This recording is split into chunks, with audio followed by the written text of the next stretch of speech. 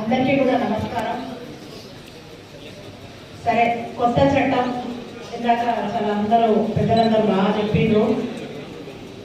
కొత్త చట్టం వచ్చిన తర్వాత అందులో ఏమి సమస్యలు ఉండవు అని మనం అనుకోవడానికి కూడా లేదు.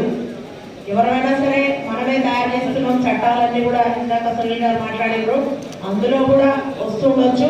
బట్ 99% యాజ్ వి సెడ్ అవన్నీ కూడా సాల్వ్ అవుతాయి కొత్త చట్టంతో అని చెప్పి ఇక్కడ ఉన్న పెద్దలందరూ కూడా భరోసా ఇస్తున్నారు.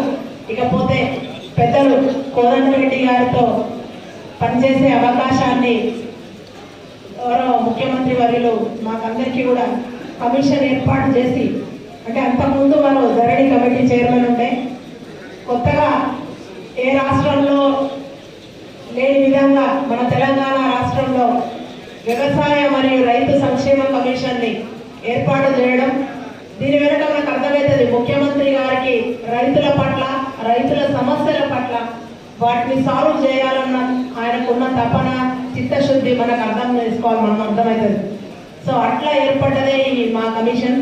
అందులో చైర్మన్ గారితో పాటు మేము 7 సభ్యులు ఉన్నాము. మీకు రైతులకు సరే ఈ భూ సమస్యలు ఉంటాయి, దాంతో పాటు వివిధ రకాల సమస్యలు అన్నీ ఉంటాయి.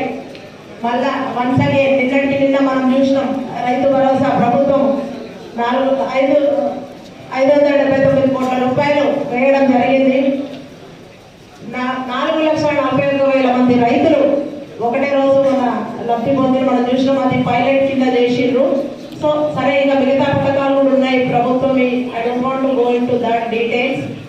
మేము ఏం చేస్తాం, కోదండరామ్ సార్ చెప్పింది ఇందాక 178 గ్రామాలు తిరిగినామని.